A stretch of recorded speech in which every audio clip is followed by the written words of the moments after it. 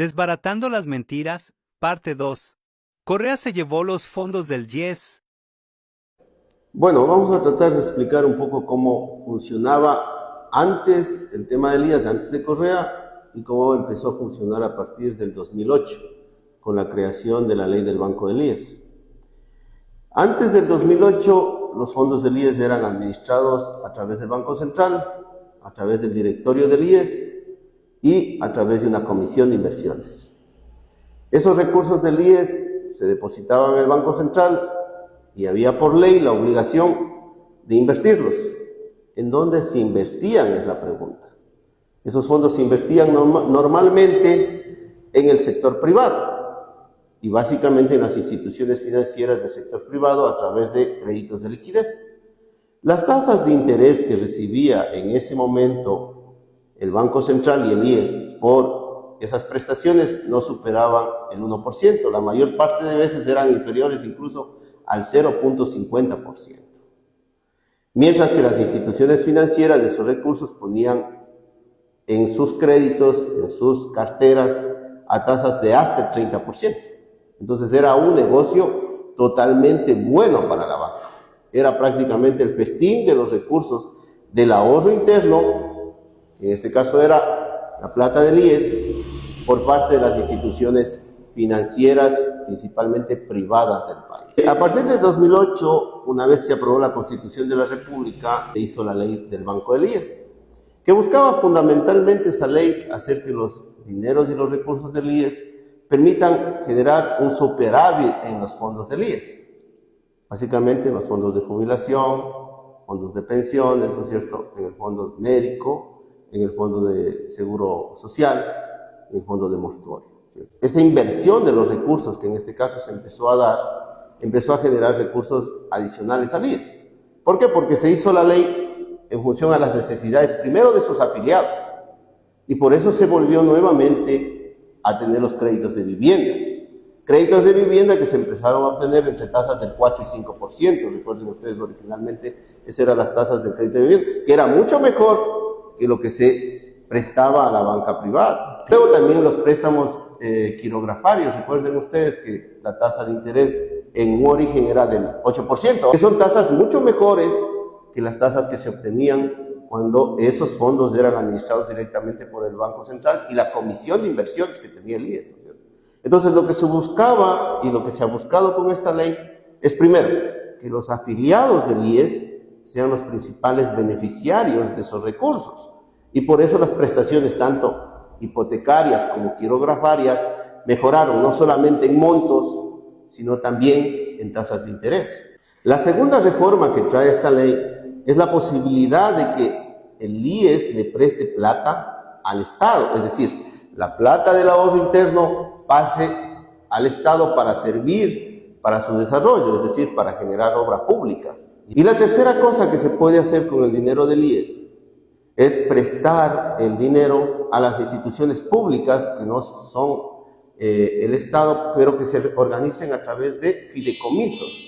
Es decir, se pueda en este caso hacer obra pública, como por ejemplo un sistema de agua potable en una ciudad. Pero ahí hay una confusión, ¿no es cierto? Ahí se generó una confusión en el sentido de que se dice que el Estado se tomó la plata del IES y de que dejaron desfinanciado al IES. No, a ver, ¿quién respondió en la crisis financiera ante la quiebra bancaria? ¿Quién fue el que respondió? ¿Respondió alguno de los bancos quebrados? ¿Devolvió el dinero a alguno de los bancos quebrados? No lo hizo. ¿Quién lo hizo? Fue el Estado. Entonces, ¿quién es el prestador más seguro que existe en cualquier país del mundo? El Estado. El Estado.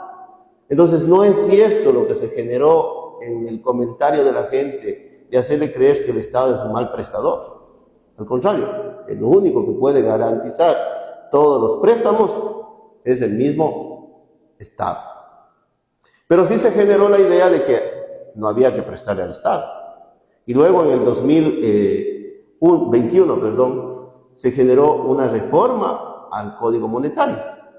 ¿Y qué se reformó específicamente? No se reformaron muchos artículos, pero hubo uno específico que era de interés particular de la banca privada de reformar, que era que el Código Monetario establecía que los recursos del Banco Central no podían prestarse al sector privado. ¿Sí? Y se reformó ese artículo haciendo lo contrario, porque se lanzó una burbuja de que no había que prestarle al Estado y se cambió el artículo poniendo en el artículo que no se le podía prestar al Estado. Pero se eliminó que no se le preste al sector privado. ¿Qué es lo que acaba de pasar en estos momentos con los fondos del IES? La ley ya preveía que nunca más los fondos del IES puedan ser utilizados para el sector privado o el sistema financiero, pero en el 2021 se reformó el Código Monetario y permitieron nuevamente que se pueda prestar al sector privado. Te vuelvo a preguntar, ¿qué pasó recién con los fondos del IES y el sector bancario financiero? De lo que se sabe, aparentemente en el gobierno de Lazo se ha hecho uso de ese dinero de la Reserva Monetaria. Se utilizó la Reserva Monetaria nuevamente para prestarle al sector privado y comprar cartera vencida. A través de los bancos, obviamente. Sí, pero a la gente le hicieron creer que utilizar la plata en el Estado era malo, pero sí es bueno para el sector privado.